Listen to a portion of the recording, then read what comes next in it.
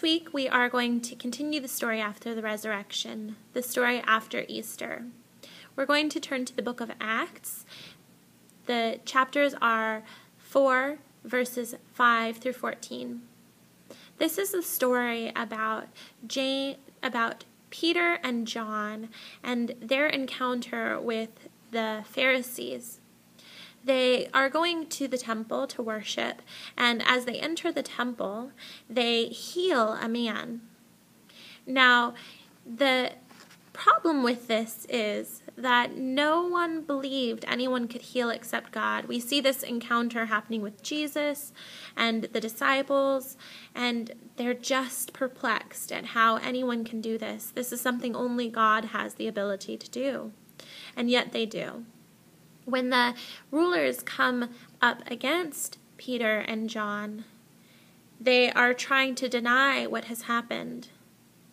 They don't understand how these ordinary men could do these extraordinary things.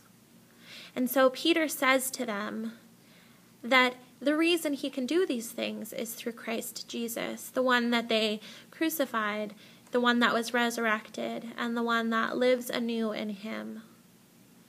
What this means is he didn't have to have Christ present, that God is pouring out his abundance on them so that they can be true people and true believers in following Christ and heal those that are in need of them at that time.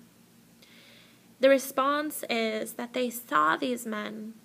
They called them uneducated and ordinary, but they were amazed and recognized them as companions of Jesus. This speaks to us today because we are called also to live in this new and extraordinary way. Having known Jesus, we are called to respond to the world differently. It's not how we know and always do the right things. We believe as Methodists that there is grace surrounding us. This grace is poured out onto us, that we don't have to be the end and final word. What we do have to be, however, is different. We have to respond to those we see in need. We have to proclaim our faith when we feel like we are called. And we have to be present in this world and in this place. God gives courage to the people that feel like they might not otherwise have it themselves. John and Peter both proclaim, "It is not me, but this God and this Jesus that I know that gives me power to do these things." God gives power across time and generations. So my prayer for you this week is that you can find that power God gives you as well. Have a good week.